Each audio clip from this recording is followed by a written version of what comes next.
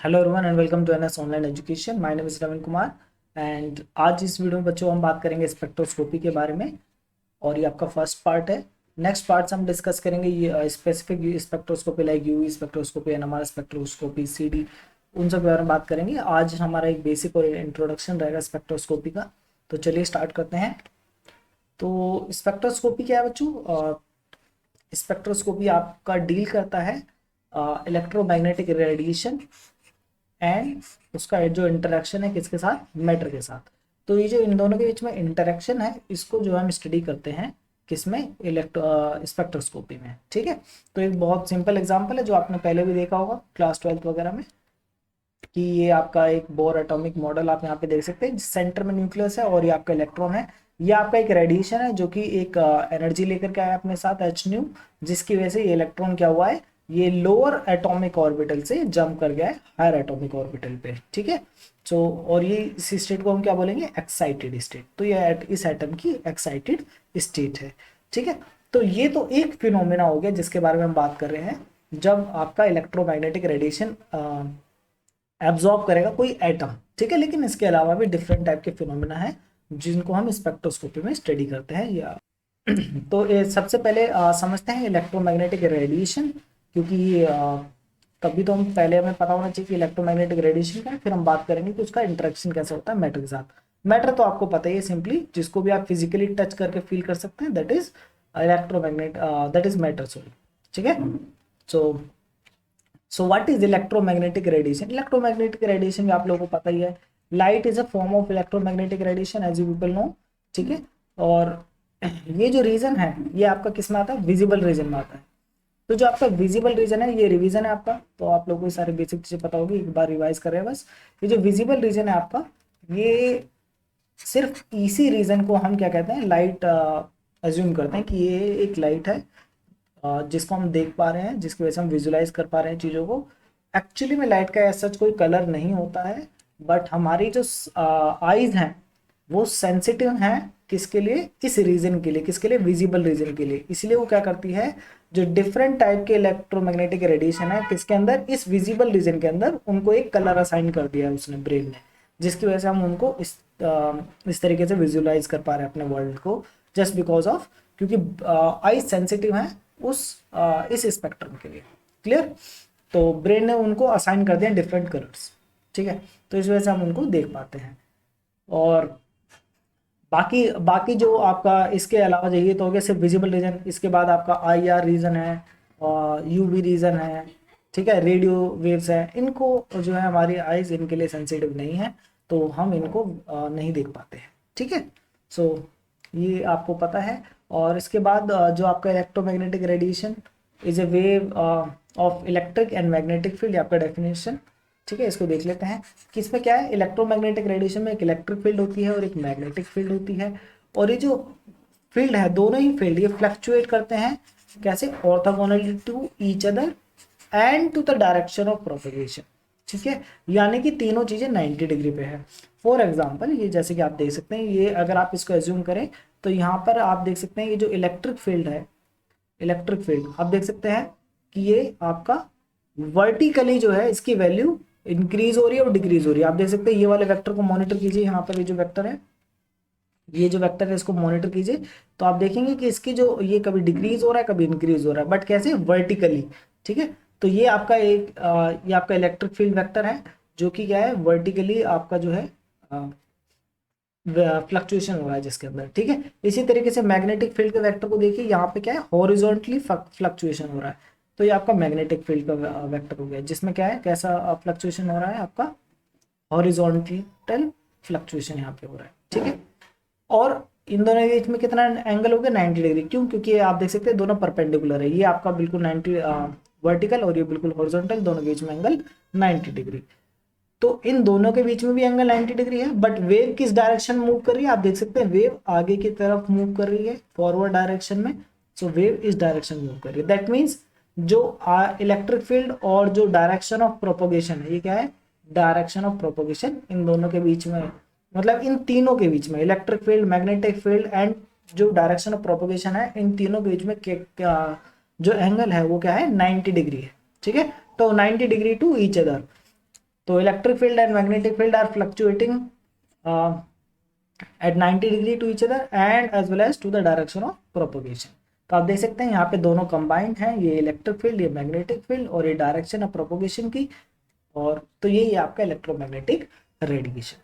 ठीक है, अब डिफरेंट टाइप के इलेक्ट्रोमैग्नेटिक रेडिएशन किस बेसिस पे होते हैं उसको समझते हैं। ठीक है, तो उसके लिए हमें कुछ प्रॉपर्टी पहले समझनी पड़ेंगी वेव की। तो वेव की प्रॉपर्टी का एक बार रिवीजन कर लेते हैं। ये आप देख सकते हैं, ये एक वेव है।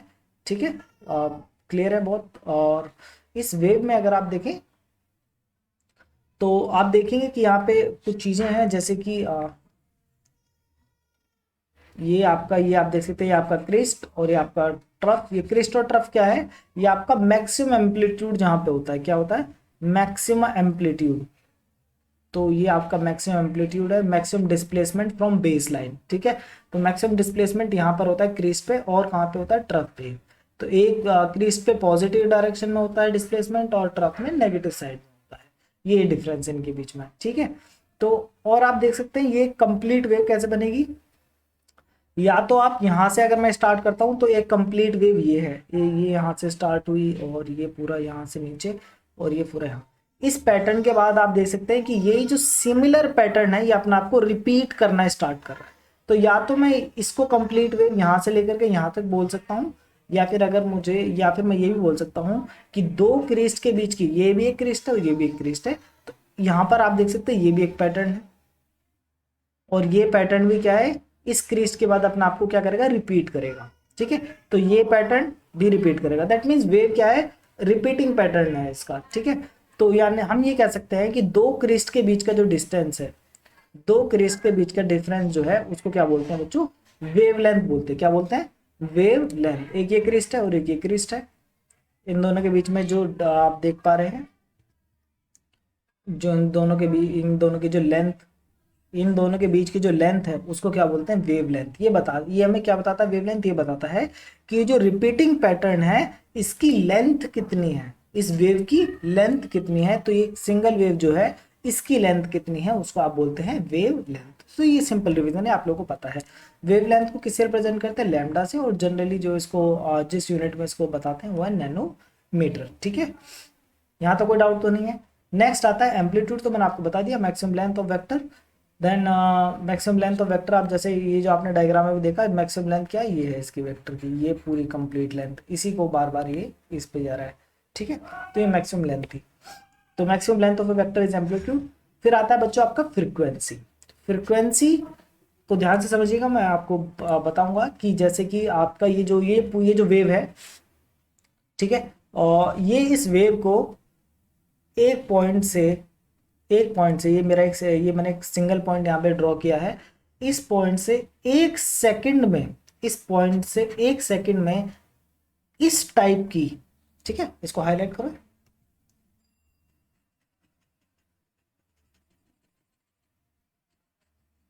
ठीक है, ये जो आपका वेव है, ये एक वेव है। ठीक है, ये मैंने इसको हाईलाइट कर दिया है। ठीक है, ये जो पैटर्न है, इस टाइप के कितने पैटर्न इस सिंगल पॉइंट से पास हो सकते हैं, कितने टाइम में, एक सेकेंड। समझ रहे हैं आप मेरी बात को, कि एक सेकेंड में इस एक सिंगल पॉइंट से कितने ऐसे रिपीटिंग पैटर्न, यानी कि कितनी वेव पास हो सकती हैं, दैट वी कॉल फ्रीक्वेंसी।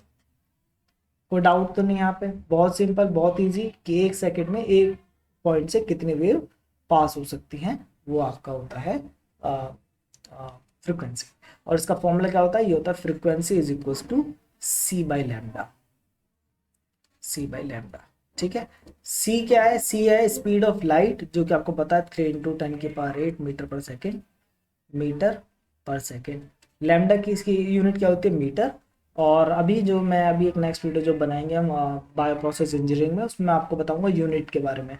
ठीक है, तो यहाँ पे मीटर से मीटर कैंसिल हो जाएगा। दैट मीन्स इसकी जो यूनिट आती है फ्रीक्वेंसी की, वो क्या है, पर सेकेंड। ठीक है, और तो ये आपका पर सेकेंड इसकी यूनिट है। किसकी यूनिट है, फ्रीक्वेंसी की। तो पर सेकेंड क्या बता रहा है, ये बता रहा है कि कितनी वेव पास हुई हैं पर सेकेंड, पर सेकेंड कितनी वेव पास हो गई हैं, दैट इज फ्रीक्वेंसी। पर सेकेंड, एक पॉइंट से एक सेकेंड में कितनी वेव पास हुई, that is frequency. Is that clear.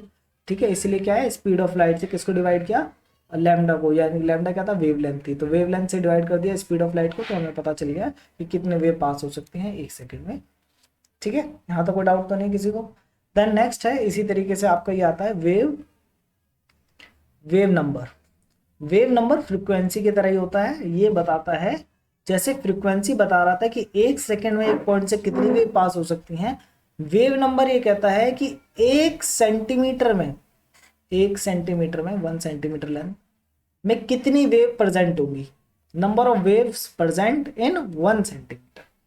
Is that clear कि कितनी वेव्स इसके अंदर आ सकती हैं 1 सेंटीमीटर की लेंथ में, ये क्या कहलाता है, ये कहलाता है वेव नंबर। Wave number. अब जैसे यहाँ पे 1 सेकंड पर सेकंड में कितनी वेव पास हो सकती थी, तो इसकी यूनिट थी पर सेकंड। इसी तरीके से यहाँ पे 1 सेंटीमीटर में कितनी वेव बन सकती हैं, तो इसकी यूनिट क्या होगी, सेंटीमीटर-1। और इसका जो फॉर्मूला होता है बच्चों वेव नंबर का, वो मैं यहाँ पे लिख देता हूँ, ये इसको बार लगा देते हैं बस इसके ऊपर, और इसको लिखते हैं 1/λ। ठीक है, फ्रीक्वेंसी वाला सिंबल उसके ऊपर बार बना दीजिए, दैट इज वेव नंबर, और ये 1/λ होता है, क्या 1/वेवलेंथ। ठीक है, यहाँ तो कोई डाउट तो नहीं है, यूनिट रहेगी पर सेंटीमीटर। क्लियर है। अब देखिए जैसे मैंने आपको बताया कि 1 पॉइंट से 1 सेकंड में कितनी वेव पास हो सकती है, इसी तरीके से यहाँ पे एक वो भी बना सकते हैं कि 1 सेकंड का टाइम फ्रेम, 1 सेकंड के टाइम फ्रेम में आप देख सकते हैं ये 1 सेकंड का टाइम फ्रेम है, और इसमें कितनी वेव बन पाई है, A1, ये कंप्लीट वेव बन गई, एक कंप्लीट वेव बन गई है। तो एक कंप्लीट वेव, क्योंकि 1 सेकंड दैट मीन्स कि 1 पॉइंट से 1 सेकंड में कंप्लीट वेव पास हो सकती है, तो उस टाइम पे फ्रीक्वेंसी क्या होगी, 1 हर्ट्ज। 1 हर्ट्ज का मतलब है 1 पर सेकेंड, पर सेकेंड को ही हर्ट्ज बोलते हैं। ठीक है, यहाँ तो कोई डाउट आप लोगों को नहीं होना चाहिए, ये रिविजन है। अब इनके बीच में एक एनर्जी का रिलेशन आता है, एनर्जी क्या है, energy equals to h nu. ये एनर्जी का, ये मैक्स प्लैंक, अभी ये एनर्जी का जो फॉर्मूला है इलेक्ट्रोमैग्नेटिक रेडिएशन का, that is E equals to h nu, जहाँ पे एच क्या है आपका, प्लांक्स कांस्टेंट है, जिसकी वैल्यू क्या है 6.626 इंटू 10⁻34 किलोग्राम मीटर स्क्वायर पर सेकेंड। ठीक है, और क्योंकि हमने पढ़ा है कि फ्रीक्वेंसी का फॉर्मूला क्या है, ये तो आपको रिवीजन ही है, न्यू इक्वल्स टू C/λ, तो न्यू इक्वल्स टू C/λ। यहाँ तक कोई आप लोगों को डाउट नहीं होना चाहिए। तो क्लियर हो गया आपको कि इलेक्ट्रोमैग्नेटिक रेडिएशन क्या है। अब क्योंकि अभी आपने देखा कि वेव की लेंथ जो है वो 2 क्रिस्ट के बीच का डिफरेंस है, दैट मीन्स कि ऐसे डिफरेंट टाइप के इलेक्ट्रोमैग्नेटिक रेडिएशन पॉसिबल है जिनकी वेव लेंथ डिफरेंट हो सकती है।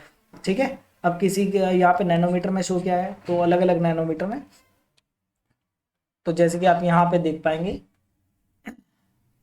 कि यहाँ पर जो है ये इसकी ये जो वेव आपका रेडियो वेव, तो ये क्या है, स्पेक्ट्रम है, ये आपका electromagnetic spectrum, electromagnetic spectrum, radiation spectrum. Spectrum मतलब कि इसमें ऑल टाइप की वेव्स आ जाएंगी, जितने टाइप की वेव्स आपकी इलेक्ट्रोमैग्नेटिक रेडिएशन पॉसिबल है वो सब इसके अंदर आ जाएंगे। ठीक है, अब ध्यान से समझिए, यहाँ पे आप देख सकते हैं, यहाँ पर ये एक क्रिस्ट है, ये एक क्रिस्ट है, इनके बीच का डिस्टेंस आप देख सकते हैं कितना ज्यादा है। यहाँ पर देखिए ये जो है बिल्कुल एंड में, यहाँ पे इन 2 क्रिस्ट के बीच की डिफरेंस कितना कम है। दैट मीन्स जब हम इस डायरेक्शन में मूव कर रहे हैं, किस डायरेक्शन में, इस डायरेक्शन मूव कर रहे हैं, तो जो लैम्डा है, वेव लेंथ है, वो क्या हो रही है बच्चों, डिक्रीज हो रही है, ये तो हम देख रहे हैं।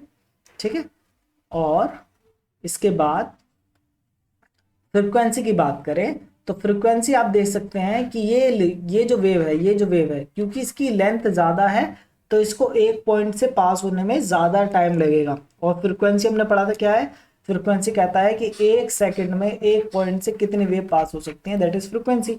तो अब अगर वेव की लंबाई ज़्यादा होगी तो एक पॉइंट से पास होने में ज़्यादा टाइम लगेगा या नहीं लगेगा, तो दैट मीन्स यहाँ पर जो फ्रीक्वेंसी है वो ज़्यादा है, और यहाँ पर आप देखिए इनके बीच का गैप कितना कम है, तो इसे एक पॉइंट से पास होने में बहुत कम टाइम लगेगा। दैट मीन्स इसकी फ्रीक्वेंसी क्या है, ज़्यादा। यहाँ पे ज़्यादा नंबर ऑफ वेव जो है वो पास हो सकती हैं, इस टाइप की ज़्यादा नंबर ऑफ वेव पास हो सकती हैं इस पॉइंट से, एज कम्पेयर टू इस टाइप की जो वेव्स हैं इस पॉइंट से 1 सेकंड में। तो दैट मीन्स जो फ्रीक्वेंसी है वो इस डायरेक्शन में, इसी डायरेक्शन में मूव करने पे क्या हो रही है बच्चों, इंक्रीज हो रही है।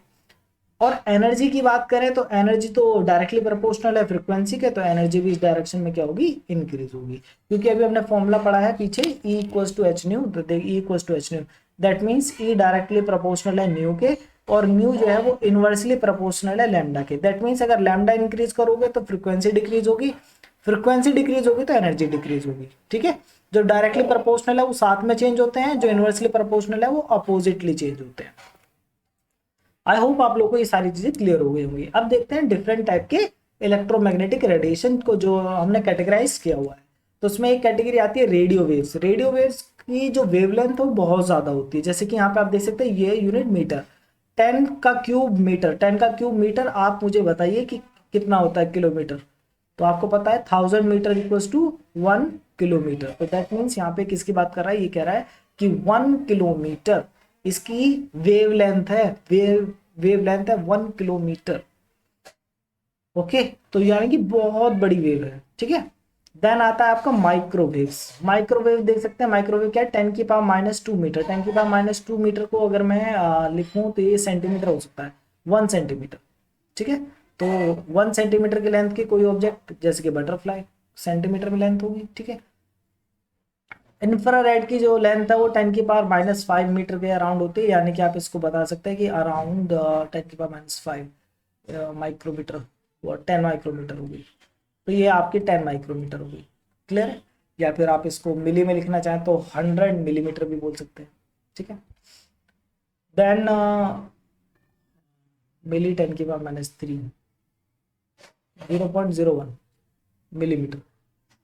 ठीक है, और 0.01 मिलीमीटर आएगा, 100 नहीं आएगा। ठीक है, और उसको आप लिख सकते हैं 10 माइक्रोमीटर। देन ये 10 की पावर -6 इसको माइक्रो बोलते हैं, तो ये आ गया 0.5 माइक्रोमीटर। यहाँ पर आपका सेल्स आ जाते हैं, प्रोटोजोन्स वगैरह।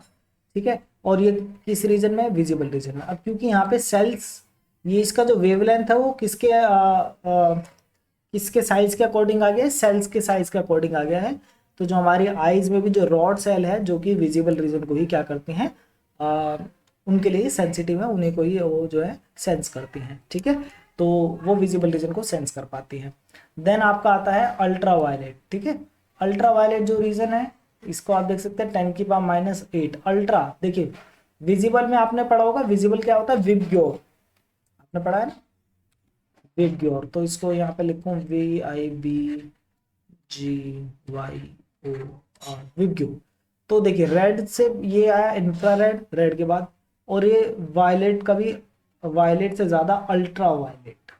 क्लियर है, तो ये क्या है, अल्ट्रा वायलेट और ये इंफ्रारेड, क्योंकि यहाँ पे इस साइड रेड होता है विबग्योर का, इस साइड वी होगा, तो ये अल्ट्रा वायलेट, वायलेट से भी अल्ट्रा वायलेट। ठीक है, तो यहाँ पे क्या आ गया, 10 की पावर -8। तो इसको 9 में लिखेंगे तो 10 की पावर -9, तो ये इसको हम 10 नैनोमीटर बोल सकते हैं।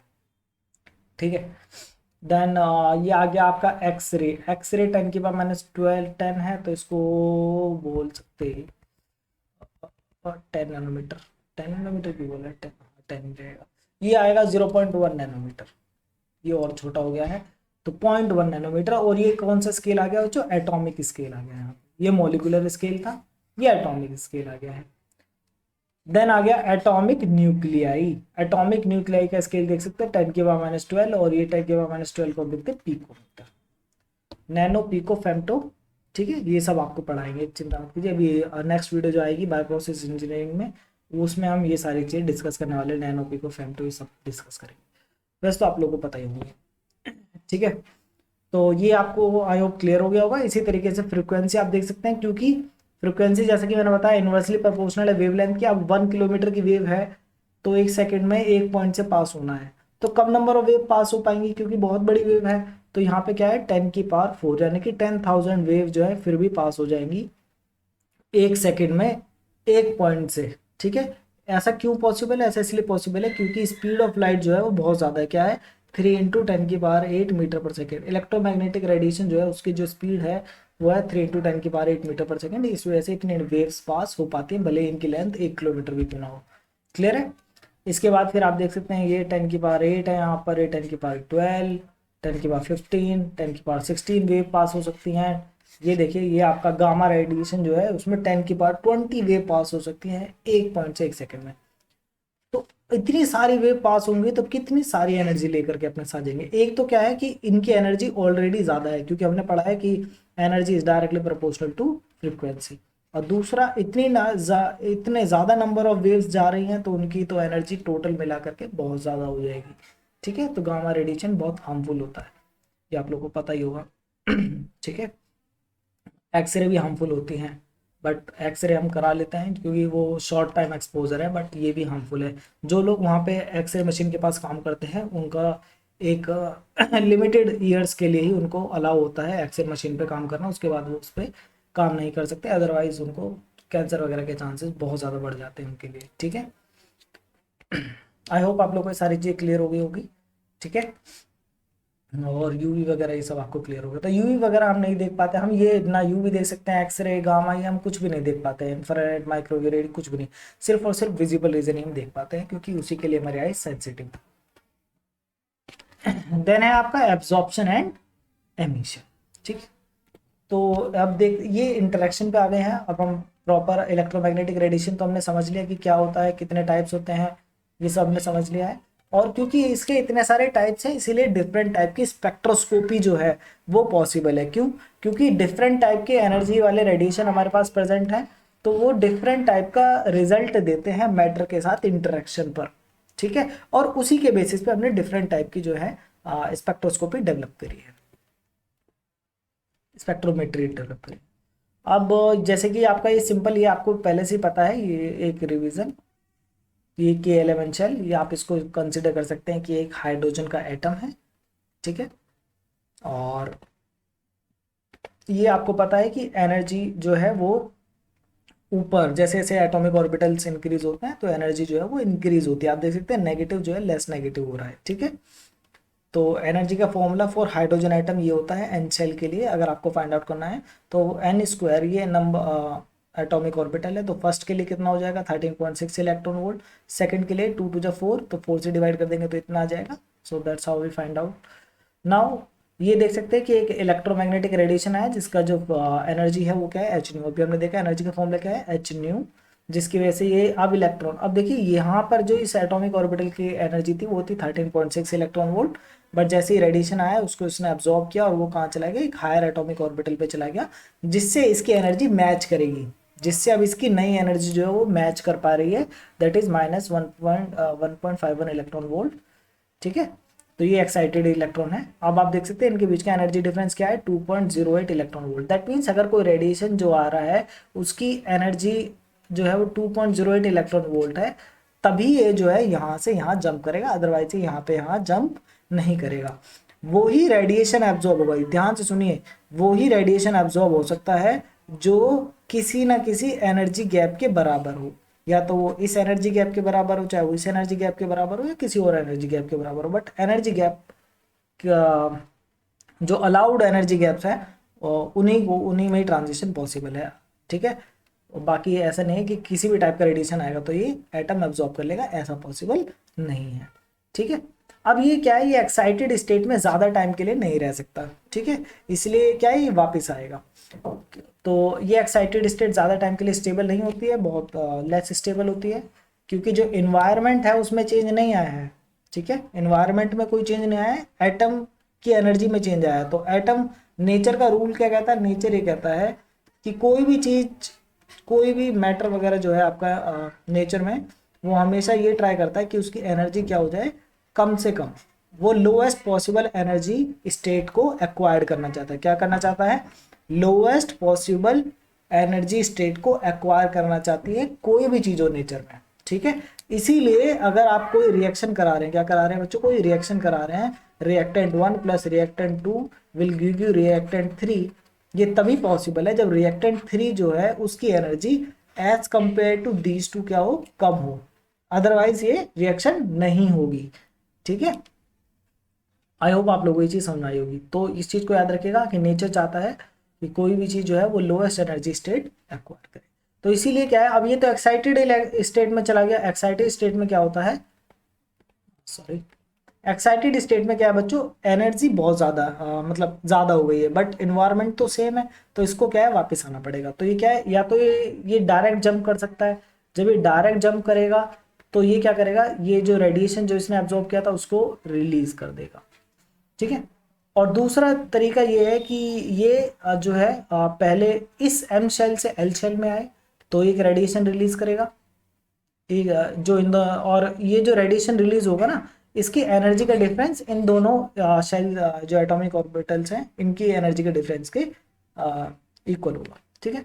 और उसके बाद ये फिर यहाँ से इलेक्ट्रॉन फिर वापस यहाँ पे अपना वापस से किस में आ जाएगा, ग्राउंड स्टेट में आ जाएगा, और फिर से एक रेडिएशन रिलीज होगा जो कि इन दोनों स्टेट के एनर्जी गैप के बराबर होगा। आई होप आप लोगों को ये चीज़ें क्लियर हो गई होंगी कि ये इलेक्ट्रॉन किस तरीके से वापस आ सकते हैं, ठीक है। तो ये एक फिनोमिना है जिसके बारे में हमने स्टडी किया, लेकिन ये सिर्फ एक फिनोमिना नहीं है जो कि रेडिएशन एब्जॉर्ब होने के बाद जो है आपका पॉसिबल है, बाकी फिनोमिना भी जो है वो पॉसिबल है, ठीक है। तो जैसे कि आपका ये आपने ये जो देखा वो इलेक्ट्रॉनिक लेवल में चेंजेस हुए, ये इलेक्ट्रॉनिक लेवल में चेंजेस थे, इसके बाद न्यूक्लियर लेवल में भी चेंजेस हो सकते हैं और बाकी के चेंजेस अभी हम आगे पढ़ेंगे, ठीक है।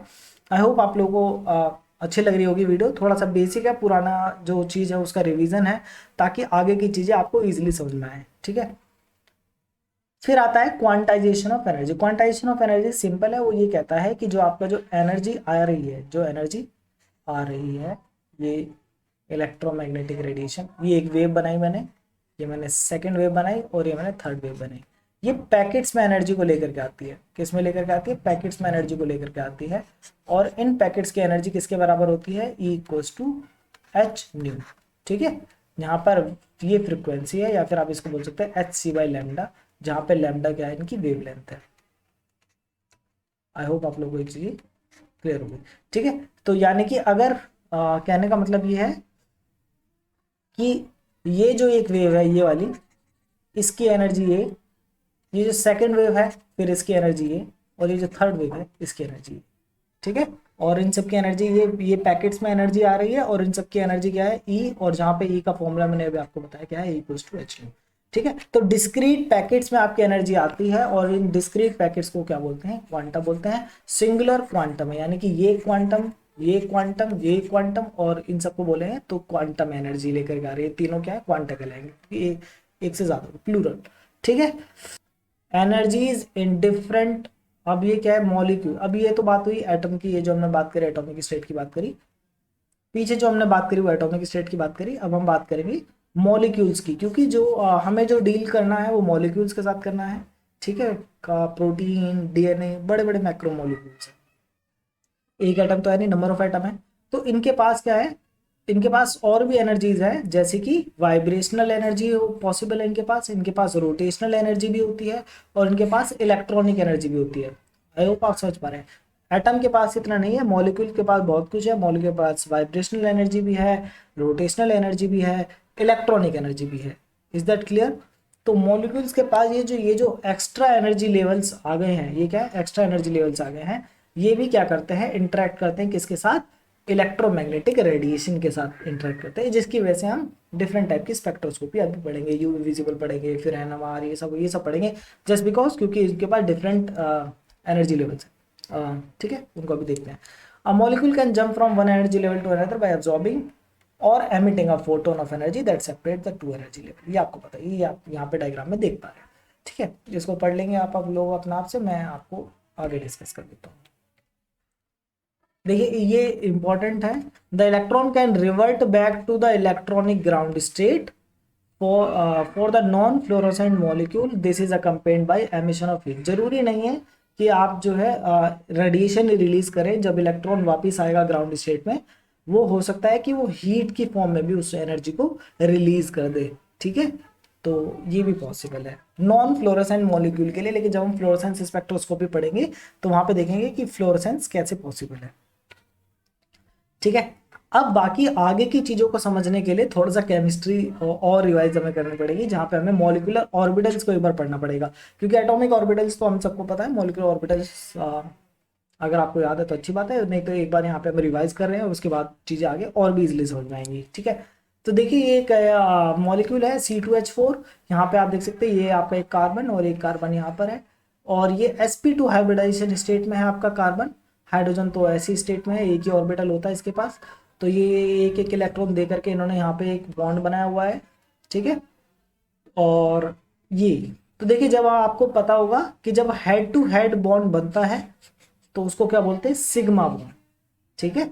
और जब साइड ओवरलैपिंग से, कैसे बनता है, साइड ओवरलैपिंग से बॉन्ड बनता है तो उसको क्या बोलते थे, पाई बॉन्ड बोलते थे, ठीक है। तो यहाँ पे आप देख सकते हैं ये वाला एक पाई बॉन्ड है, ये एक पाई बॉन्ड है, और ये आपका एक सिग्मा, ठीक है। आई होप आप लोगों को ये चीजें क्लियर हो गई होंगी। अब आगे समझते हैं। देखिए ये एक एटॉमिक ऑर्बिटल है, आप इसको हाइड्रोजन एटम कंसीडर कर सकते हैं, इसको भी हाइड्रोजन एटम कंसीडर कर सकते हैं। ये एक हाइड्रोजन एटम, ये एक एटॉमिक ऑर्बिटल है, और ये एक एटॉमिक ऑर्बिटल है। ये कौन से वाले एटॉमिक ऑर्बिटल है, ये एस एटॉमिक ऑर्बिटल है, ठीक है। जब ये दोनों इंटरेक्ट करेंगे क्या बनाने के लिए, हाइड्रोजन एटम मॉलिक्यूल बनाने के लिए, हाइड्रोजन मॉलिक्यूल बनाने के लिए जब ये दोनों इंटरेक्ट करेंगे हाइड्रोजन एटम, तो दो टाइप के जो है आपके बॉन्ड बनते, मतलब दो टाइप के नए मॉलिक्यूलर ऑर्बिटल बनते हैं। ये तो थे आपके atomic orbital, but atomic orbital molecules में नहीं मिलेंगे। यहाँ पे क्या है, दोबारा से इनका जो है एनर्जी रीडिस्ट्रीब्यूशन होकर के नए टाइप के मॉलिक्यूलर ऑर्बिटल बनते हैं। तो ये जो दो नए ऑर्बिटल बनेंगे उसमें एक बनता है बॉन्डिंग मॉलिक्यूलर ऑर्बिटल और एक बनता है anti bonding molecular orbital. Anti bonding के ऊपर सिग्मा स्टार लगाते हैं, और जो बॉन्डिंग है वो उसको नॉर्मल लिखते हैं सिग्मा। सिग्मा का मतलब है head to head overlapping, clear. और ठीक है, तो एंटी बॉन्डिंग माने वो बॉन्डिंग ये इसलिए बनता है क्योंकि इलेक्ट्रॉन्स भी क्या है, वेव नेचर रखते हैं। क्या रखते हैं, वेव नेचर रखते हैं। तो वेव जब दोनों वेव इंटरेक्ट करके कंस्ट्रक्टिव इंटरफेरेंस शो करती हैं तो बॉन्डिंग मॉलिक्यूलर ऑर्बिटल बनते हैं। जब ये वेव इंटरेक्ट करके डिस्ट्रक्टिव इंटरफेरेंस शो करती हैं तब ये एक एंटी बॉन्डिंग मॉलिक्यूलर ऑर्बिटल बनते हैं, ठीक है। वापस आते हैं यहाँ पर, आप इस चीज को समझिए, atomic orbitals and molecular orbital. यहाँ पे ये वाले आपने एस वाले देख लिए, ये आप पी वाले देख लिए, P P x P x. तो ये जब हेड टू हेड ओवरलैपिंग है तो एक बॉन्डिंग बनेगा और एक क्या बनेगा, एंटी बॉन्डिंग बनेगा। तो ये देखिए यहाँ पे भी ये एक एटॉमिक ऑर्बिटल, ये एक एटॉमिक ऑर्बिटल, दोनों ने मिला करके कितने ऑर्बिटल देंगे, दो। दो में से एक बनेगा एंटी बॉन्डिंग और एक बनेगा बॉन्डिंग। आई होप आप लोगों को समझ आ गया। पहले भी दो ही थे, अभी भी दो हैं, बट एक बॉन्डिंग है और एक एंटी बॉन्डिंग। एंटी बॉन्डिंग मतलब इसकी एनर्जी बहुत ज़्यादा है, इसकी एनर्जी क्या है, वो बहुत ज़्यादा है। और जैसे कि मैंने आपको बताया कि जो नेचर क्या कहता है, नेचर का लॉ कहता है कि मॉलिक्यूल्स टेंड्स टू एक्वायर, और या फिर कोई भी चीज़ है वो tends to acquire lower energy state. कोई भी चीज़ जो है नेचर में वो लोएस्ट एनर्जी स्टेट एक्वायर करना चाहती है। तो इलेक्ट्रॉन्स जो हैं जो इन पी ऑर्बिटल में थे, वो जब ये बॉन्डिंग और एंटी बॉन्डिंग बनेंगे तो वो किसको प्रेफर करेंगे, वो बॉन्डिंग वाले को प्रेफर करते हैं, क्योंकि उनकी एनर्जी क्या होती है, कम होती है। Is that clear. इसलिए अब क्योंकि इलेक्ट्रॉन यहीं पे आते हैं तो इसलिए उनको बॉन्डिंग बोल दिया। एंटी बॉन्डिंग वाले में नहीं जाते हैं तो उनको एंटी बॉन्डिंग बोल दिया। एंटी बॉन्डिंग में अगर इलेक्ट्रॉन ज़्यादा रहते हैं तो वो मॉलिक्यूल नहीं बन सकता। इस चीज़ को याद रखिए, अगर एंटी बॉन्डिंग ऑर्बिटल में इलेक्ट्रॉन ज़्यादा है तो ये बॉन्ड, मतलब ये जो मॉलिक्यूल है वो नहीं बनेगा, ठीक है। तो ये तो आपने देखा हेड टू हेड ओवरलैपिंग जिससे सिग्मा बॉन्ड बना। एक बार साइड वेव ओवरलैपिंग देख लेते हैं। ये पी ऑर्बिटल है, अब यहाँ पर इनकी साइड्स जो है वो इंटरेक्ट कर रही हैं, तो जिसकी वजह से ये आपके ये इसको क्या बोलेंगे, पाई ऑर्बिटल बोलेंगे। ये आपका पाई स्टार। यहाँ पे भी क्या थे, दो ऑर्बिटल थे 1 और 2, दोनों के मिलने से क्या बने, दो मॉलिक्यूलर ऑर्बिटल बने नए, जिसमें एक बॉन्डिंग बना और दूसरा क्या बना, anti bonding molecular orbital. I hope आप लोगों को मॉलिक्यूलर ऑर्बिटल अब समझ में आ गए हैं कि ये क्या थे और एटॉमिक ऑर्बिटल मॉलिक्यूलर ऑर्बिटल में क्या डिफरेंस है, ठीक है। दोनों का एनर्जी लेवल अलग है। इसकी एनर्जी अगर आप यहाँ पे एनर्जी मान लें तो इसकी एनर्जी यहाँ है तो एंटी बॉन्डिंग की इनसे ज़्यादा है और बॉन्डिंग की इनसे कम है। अब क्योंकि इलेक्ट्रॉन बॉन्डिंग वाले में जाकर के रहना प्रेफर करेंगे तो दैट मीन्स मॉलिक्यूल की एनर्जी क्या हो गई, कम हो गई। समझ रहे हैं। अभी चलिए एक एग्जांपल देखते हैं। ये देखिए हाइड्रोजन एटम है, ये हाइड्रोजन एटम है, ये एनर्जी डायग्राम है। तो हाइड्रोजन के पास जो दोनों इलेक्ट्रॉन थे वो कहाँ पे चले गए, बॉन्डिंग एटॉमिक ऑर्बिटल में चले गए, जिसकी वजह से क्या हुआ, जो नया हाइड्रोजन मॉलिक्यूल बना है उसकी एनर्जी क्या हो गई, कम हो गई as compare to these hydrogen atom. और ये तो मैं आपको बताना चाह रहा हूँ कि नेचर क्या कहता है कि लोएस्ट एनर्जी स्टेट एक्वायर करो। तो इन दोनों हाइड्रोजन एटम ने क्या एक्वायर कर ली, लोएस्ट एनर्जी स्टेट, ठीक है। और ये वो नहीं करना चाहते थे। अगर यहाँ पे इलेक्ट्रॉन चले जाएंगे तो ये क्या है, एंटी बॉन्डिंग, तो यहाँ पे एनर्जी ज़्यादा हो जाएगी नए मॉलिक्यूल जो फॉर्म हो रहा है, और अगर नए मॉलिक्यूल जो फॉर्म हो रहा है उसकी एनर्जी ज़्यादा हो जाएगी तो नेचर इस चीज़ को फॉलो नहीं करता है, तो ये नहीं बनेंगे। ठीक है, अब ये देखते हैं एक बार, ये इंपॉर्टेंट है और ये हमारा स्पेक्ट्रोस्कोपी से रिलेटेड है।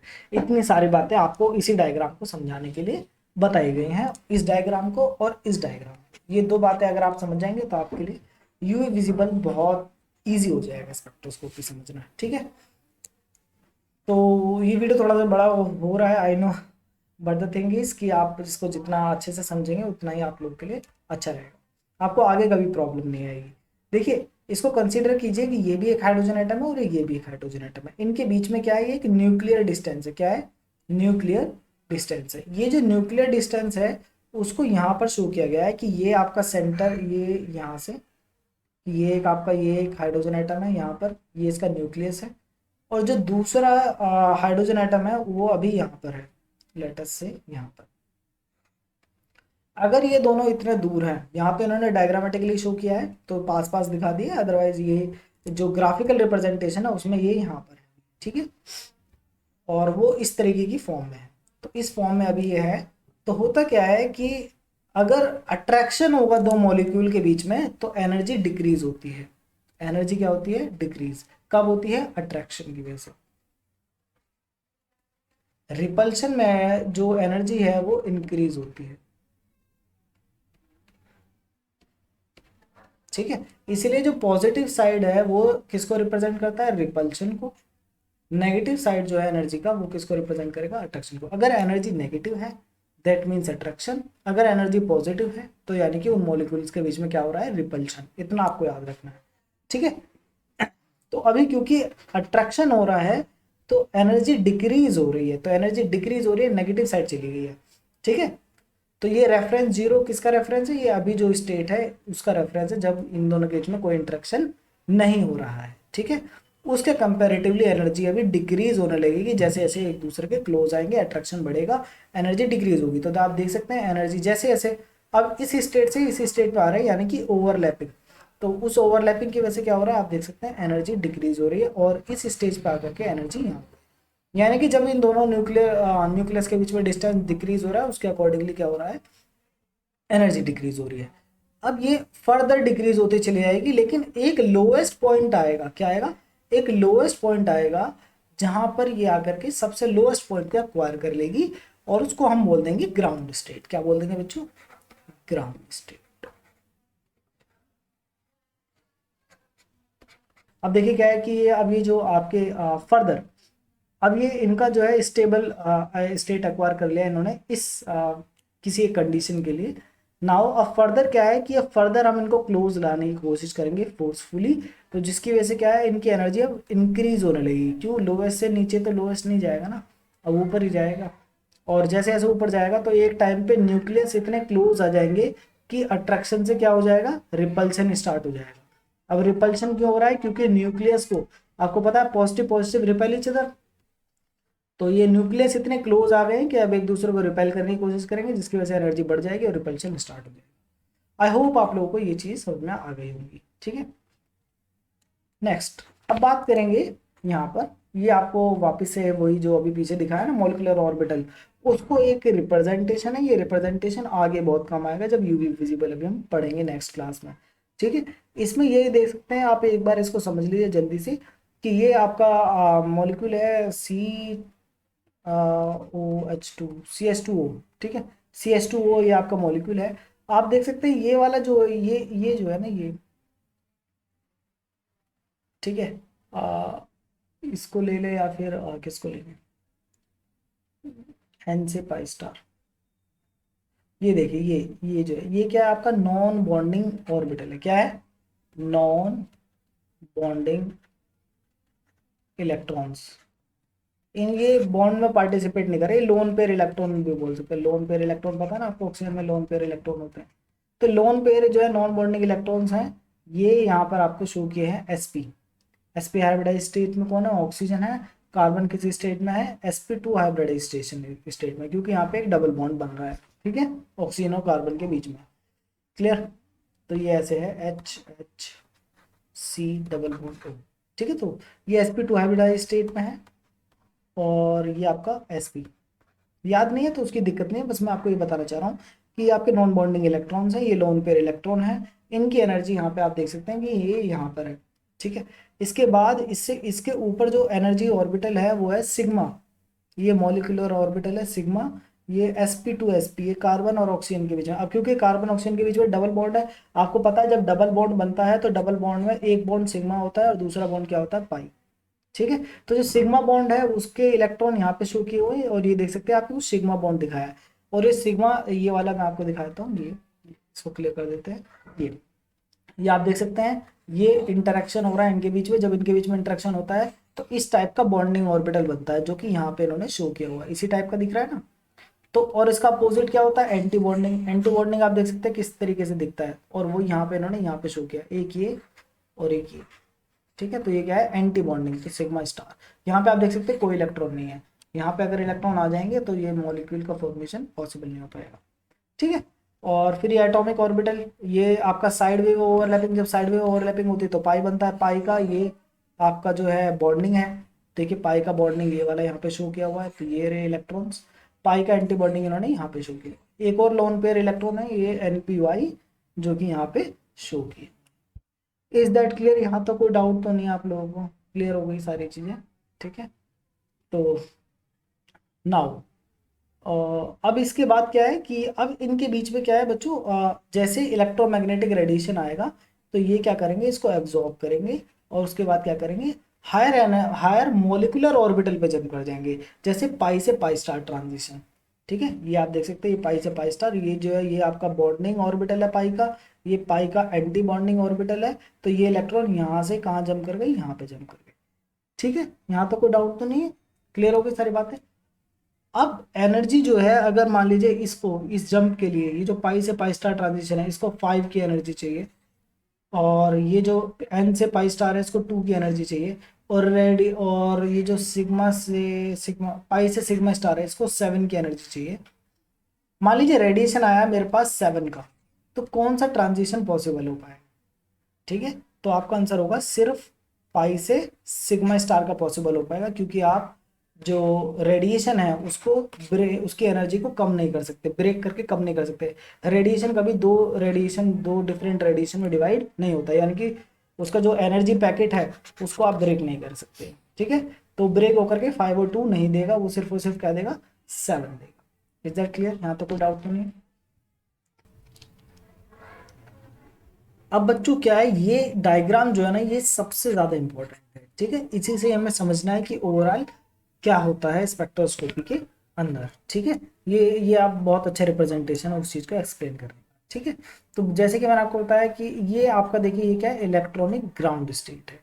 ठीक है, इलेक्ट्रॉनिक ग्राउंड स्टेट तब है जब ये पाई से पाई स्टार ट्रांजिशन नहीं हुआ, ये किसी भी टाइप का ट्रांजिशन नहीं हुआ है। ठीक है, तो तब ये किस में रहेगा आपका मॉलिक्यूल, तब ये आपका इलेक्ट्रॉनिक ग्राउंड स्टेट में रहेगा, जिसका एनर्जी का ये जो आपने देखा ये कर्व, ये एनर्जी का ये इस टाइप का पैटर्न शो करता है, जहां पर ये वो ग्राउंड स्टेट है, यानी कि जहां पर वो जो मैंने आपको बताया था कि lowest energy state of molecule वो यहाँ पर इस पोजीशन पे पॉसिबल है, जब न्यूक्लियस के बीच में इतना गैप हो।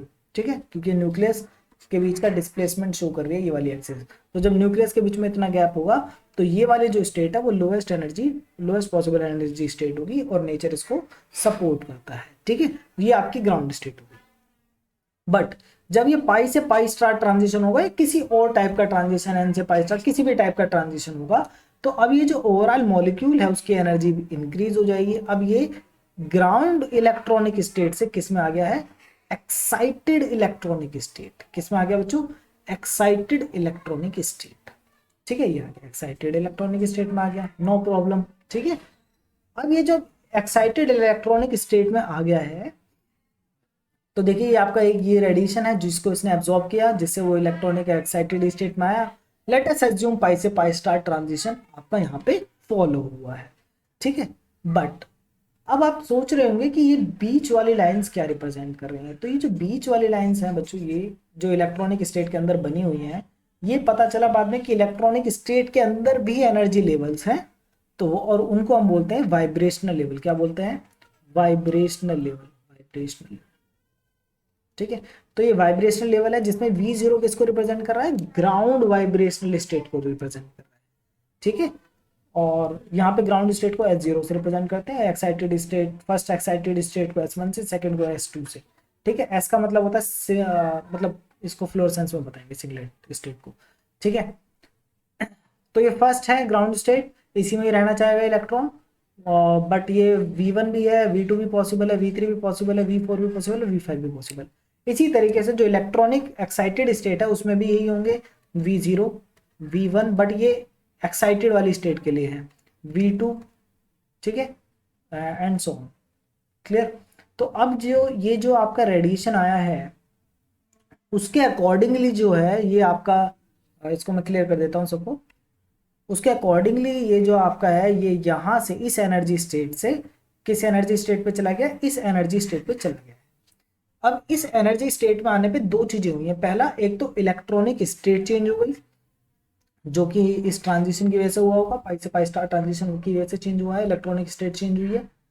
और इलेक्ट्रॉनिक स्टेट चेंज होने के साथ साथ जो वाइब्रेशनल स्टेट है वो भी चेंज हो गई है। अब V0 से यहाँ पे कुछ V समथिंग जो भी हो गया है, आई थिंक काउंट कर लेते हैं, 1 0 1 2 3 4 5 6 7, तो 7, ठीक है, 7 आ गया।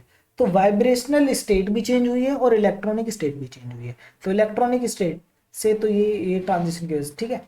अब क्या है कि अब इसको अगर वापस आना है, क्या करना है, इसको वापस आना है ग्राउंड स्टेट में, तो वो बच्चों वो लोएस्ट वाइब्रेशनल स्टेट से ही पॉसिबल है। लोएस्ट वाइब्रेशनल स्टेट आपके यहाँ पर है, इसी से ही ये वापस आ सकता है, अदरवाइज ये इस मतलब जब तक इसकी एनर्जी, ये अपनी एनर्जी को यहाँ तक नहीं लेके आता, ये एनर्जी एक्सेस है, जब तक ये अपनी एनर्जी को इस लेवल तक नहीं लेके आता है तब तक ये वापस से जंप नहीं कर सकता, ठीक है।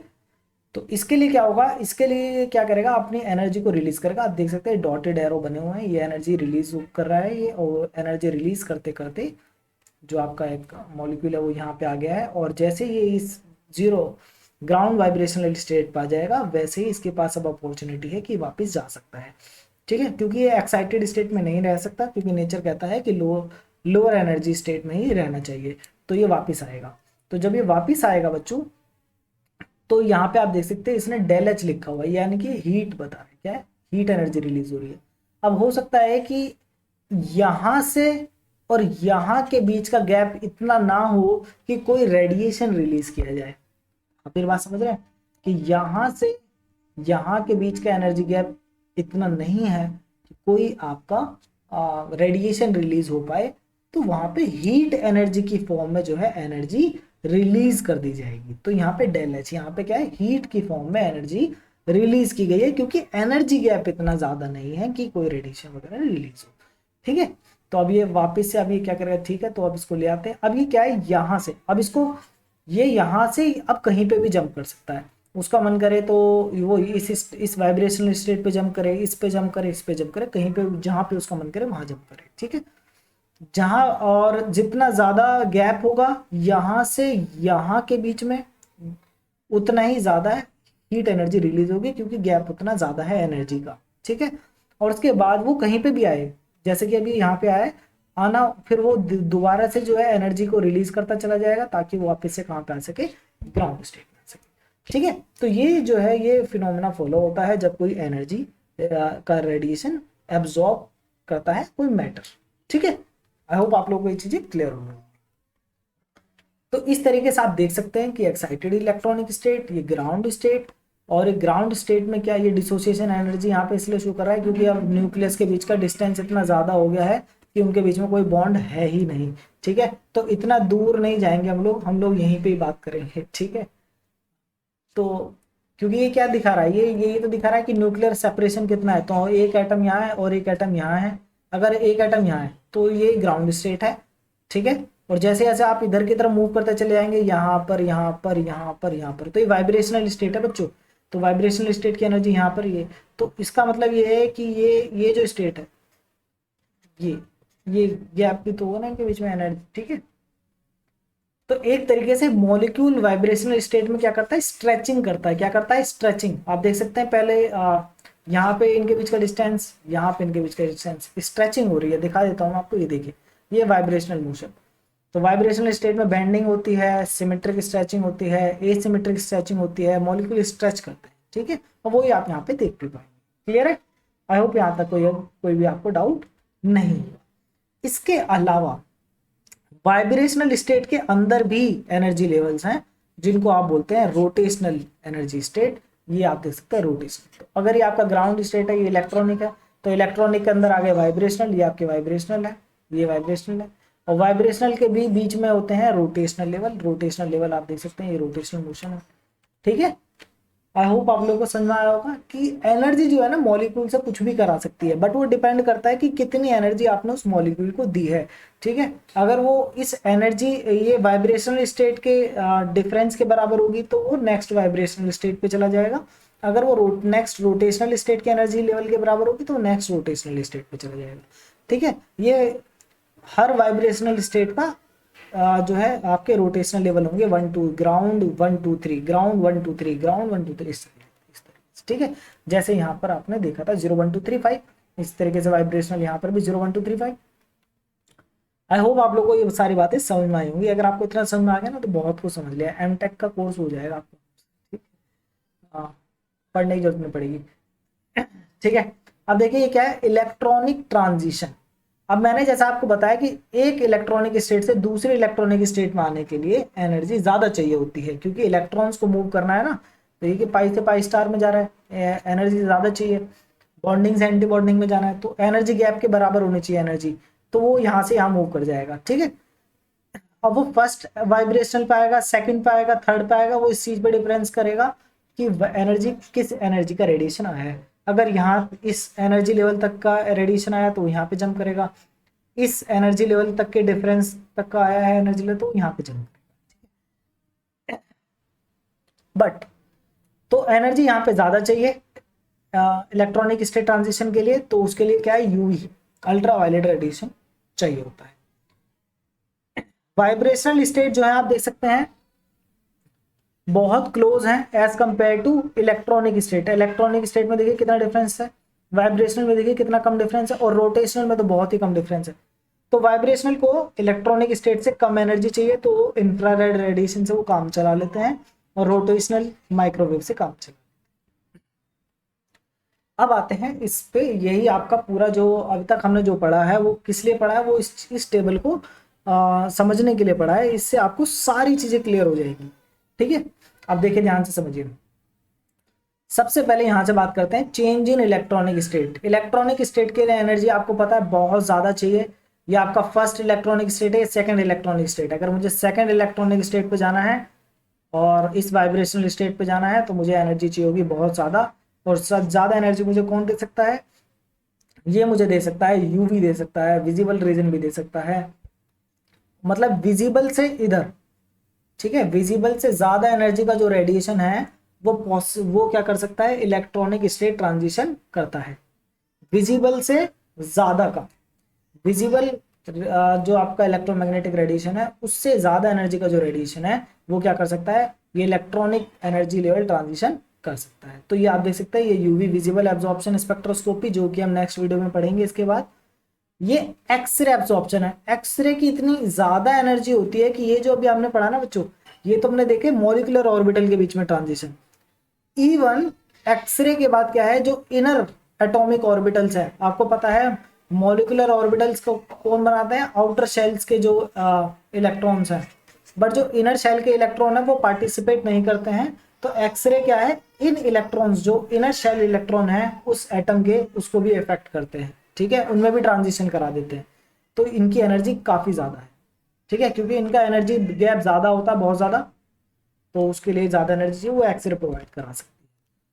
आई होप आप लोगों को ये चीजें क्लियर हो गई होंगी। दैट मीन्स कि चेंज इन इलेक्ट्रॉनिक स्टेट कहाँ पॉसिबल है, विजिबल से ज्यादा, और उसमें आपकी कौन कौन सी आएंगी, एक्सरे एब्जॉर्प्शन स्पेक्ट्रोस्कोपी और विजिबल एब्जॉर्प्शन स्पेक्ट्रोस्कोपी हम यहाँ पे पढ़ेंगे इसके लिए, ठीक है। फिर आता है आपका इंफ्रारेड रीजन। इंफ्रारेड रीजन जो है उससे क्या चेंज हो सकते हैं, उससे रोटेशनल मॉलिक्यूलर रोटेशन चेंज हो सकता है और वाइब्रेशनल स्टेट में चेंज आ सकते हैं। और इसके अंदर हम कौन से स्पेक्ट्रोस्कोपी पढ़ेंगे, इसके अंदर हम पढ़ेंगे आईआर या फिर रमन स्पेक्ट्रोस्कोपी पढ़ेंगे इसके अंदर, ठीक है। इंफ्रारेड स्पेक्ट्रोस्कोपी या फिर रमन स्पेक्ट्रोस्कोपी। फिर और आगे चलिए, फिर आपके आ जाएंगे microwave and radio waves. Microwave में आएंगे तो यहाँ पे क्या आ रहा है, रोटेशनल स्टेट में चेंज आ रहा है। रोटेशनल स्टेट में जो चेंज आ रहा है बच्चों, उसमें क्या है, इलेक्ट्रॉन स्पिन में चेंज आ सकता है। अगर इलेक्ट्रॉन स्पिन में जो चेंज आएगा उसको हम पढ़ेंगे किसके अंदर, माइक्रोवेव स्पेक्ट्रोस्कोपी के अंदर पढ़ेंगे। ठीक है, न्यूक्लियर स्पिन में अगर चेंज आ रहा है तो उसको हम पढ़ेंगे NMR, nuclear magnetic resonance, NMR spectroscopy. ठीक है, इसके लिए जो रेडिएशन चाहिए होती है वो बहुत ही कम एनर्जी का रेडिएशन चाहिए होता है।